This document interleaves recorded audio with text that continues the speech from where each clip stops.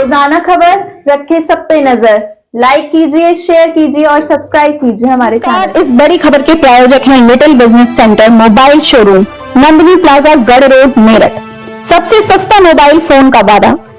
Apple, Vivo, Samsung, Redmi, Realme, Oppo का phone आज ही खरीदें और पाएं आकर्षक गिफ्ट्स। कॉल करें अनुराग। आप सभी का हार्दिक स्वागत है। मैं हूं भास्कर विभूति।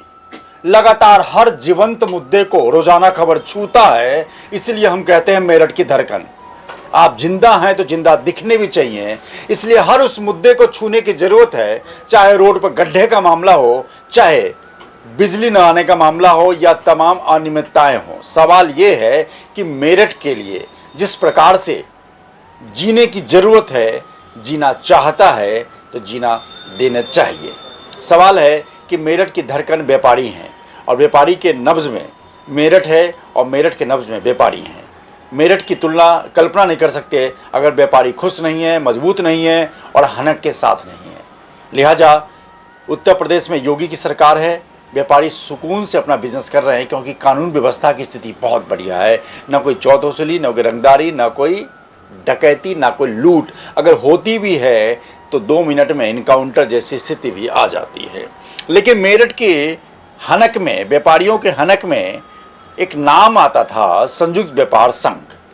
हमने कई इंटरव्यू किए जिसमें नवीन गुप्ता से भी हमारी बात हुई, अजय गुप्ता नटराज से भी बात हुई, तमाम जो उनके महामंत्री और तमाम लोगों से बात हुई कि आखिर वो कौन सी वजह है जो संयुक्त व्यापार संघ के 2 फाड़ हुए और संयुक्त व्यापार संघ एक नहीं हो पा रहा है।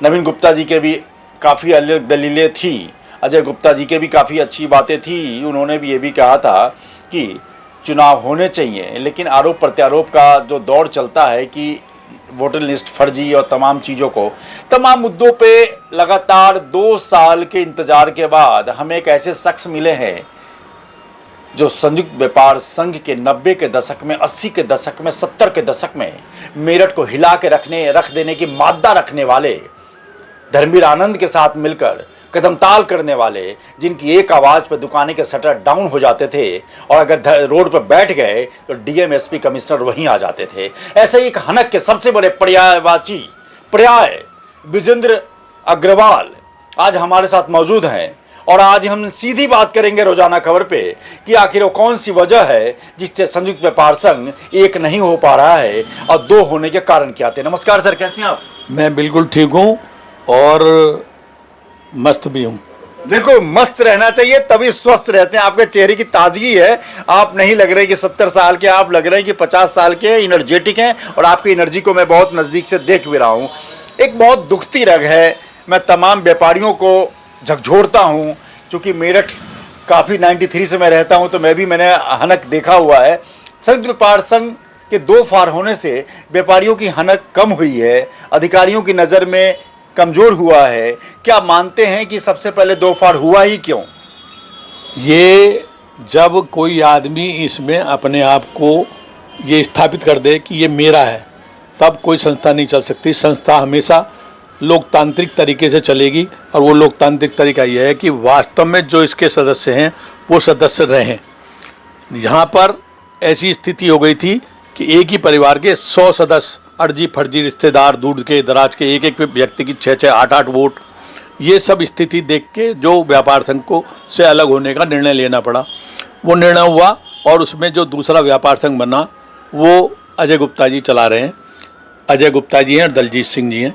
परंतु ये बात तो निश्चित है कि जब किसी दुकान में दीवार खड़ी होती है तो उस दुकान की महत्ता पे फर्क पड़ता है।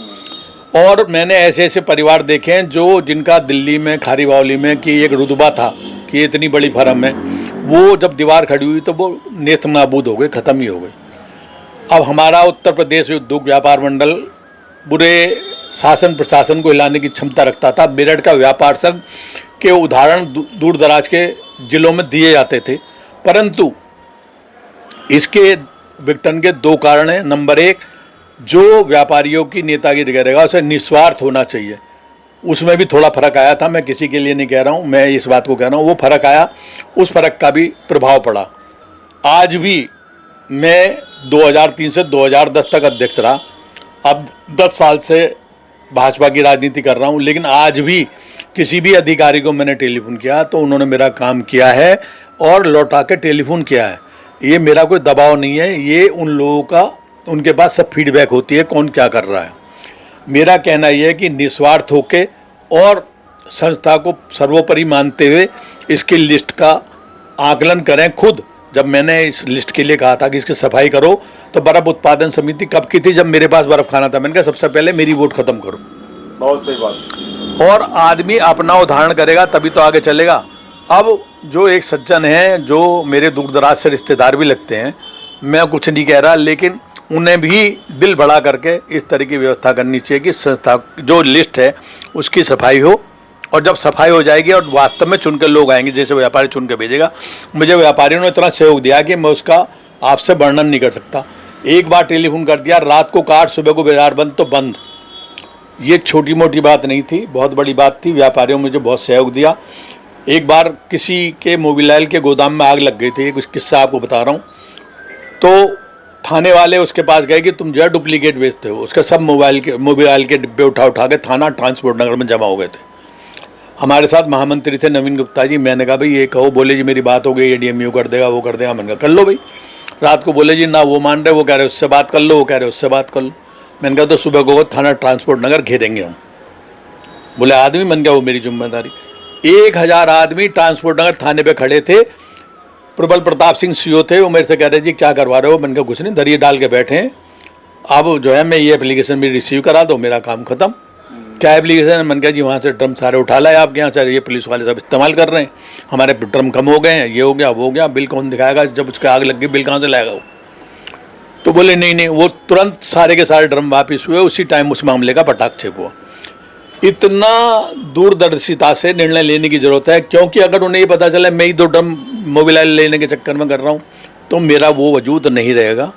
बिल्कुल, मतलब कुल मिला के ये है कि निस्वार्थ और सच्चाई और ईमानदारी भी दिखनी चाहिए। लगातार अगर उन्हें ये पता चला मैं ही 2 ड्रम मोबाइल लेने के चक्कर में कर रहा हूँ तो मेरा वो वजूद नहीं रहेगा। बिल्कुल, मतलब कुल मिला के ये है कि निस्वार्थ और सच्चाई और ईमानदारी भी दिखनी चाहिए। लगातार बातचीत का सिलसिला जारी रहेगा एक छोटे से ब्रेक के बाद। नमस्कार, स्वागत है आप सभी का रोजाना खबर में और मैं हूं आपके साथ निधि। अपने आसपास की खबरों को जानने के लिए हमारे चैनल को लाइक कीजिए, शेयर कीजिए, सब्सक्राइब कीजिए। लगातार हनक का पर्याय माने जाने वाले विजेंद्र अग्रवाल जी से बातचीत का सिलसिला लगातार जारी है। सवाल यह है कि जिंदा हैं तो जिंदा दिखने चाहिए। लिहाजा विजेंद्र अग्रवाल की वो हनक लोगों ने देखी है कि वाकई जब एक आवाज पर 1000 2000 नहीं बल्कि 5000 व्यापारी रोड पर नजर आते थे, शटर बंद, पिन ड्रॉप साइलेंस, अधिकारी को पता चलता था कि संयुक्त व्यापार संघ के किसी अध्यक्ष में, किसी पदाधिकारी में हनक है और पावर है। लेकिन ये पावर समय के हिसाब से धुंधला होता चला गया, क्योंकि जब हनक नहीं रहेगा तो अधिकारी सुनेंगे ही नहीं। धुंधला होते होते फिर लिस्ट में फर्जीवाड़े का आरोप लगा और 2 फाड़ हो गया। लगातार सब लोग कह रहे हैं कि टमाटर व्यापार संघ हो या फिर बर्फ व्यापार संघ, जब वो अस्तित्व में है ही नहीं तो उनके पदाधिकारियों को वोटर लिस्ट में नाम जोड़ने की जरूरत क्या है? ये अजय गुप्ता, नटराज ने भी कही थी। सवाल है कि दोनों पक्ष बैठकर उस वोटर लिस्ट पे एग्जिस्टेंस पर बात क्यों नहीं करता? क्या दिक्कत आती है? बात क्यों नहीं होती है? ये बात इसलिए नहीं होती, जैसे एक सज्जन ने मेरे से ये कहा कि मेरे पे तो इसके अलावा कोई तमगा है नहीं, इसे तुम छिलवा दोगे तो ऐसे कैसे चलेगा? तो तगमे के लिए व्यापारी को आप चमत्कार को नमस्कार है। व्यापारियों का हित सर्वोपरि है। पहले हम लोग नारा लगाते थे कौन पार्टी कोई भी हो, पहले हम व्यापारी हैं। बिल्कुल, वही बात पे बढ़ना चाहिए। और जो किसी का काम है, चाहे वो सड़क पे बैठ के जूते सिल रहा हो, चाहे वो ठेला लगा के सामान बेच रहा हो, मेरा व्यापारी हो, चाहे वो बड़े से बड़े शोरूम पे बैठा हो, लेकिन किसी भी व्यापारी के मान सम्मान को ठेस नहीं लगनी चाहिए। मेरे को बहुत तकलीफ होती है जब मैं देखता हूँ कि आज अधिकारी जितनी मनमानी कर सकते हैं उससे ज़्यादा मनमानी कर रहे हैं। इसका इलाज वास्तव में होना चाहिए और ये जब ही होगा जब ये दोनों पक्ष एक जगह होकर बैठेंगे और अपने स्वार्थ को छोड़ के बैठेंगे।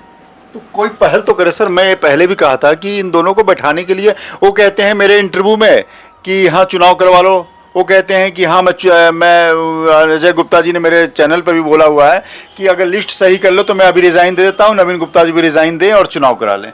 लेकिन लिस्ट ठीक कैसे होगी?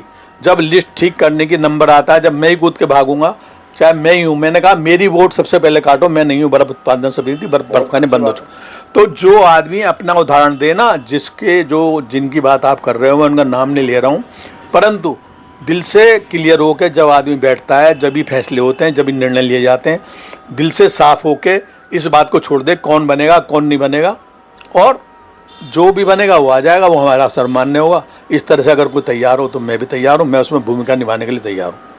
बिल्कुल, लगातार ऐसे पुरोधाओं को संपर्क में आने की ज़रूरत है और बागडोर भी संभालने की ज़रूरत है संरक्षक के रूप में, क्योंकि जब आपका तगमा, जब आपकी शक्ति ही छिन्न भिन्न हो जाएगी तो फिर उस नेम प्लेट का लेके क्या करेंगे, घर की शोभा भी नहीं बढ़ेगी। सवाल है कि राजनीति हो या व्यापारी नीति हो या व्यापारी राजनीति हो, आदमी करता ही हनक के लिए है।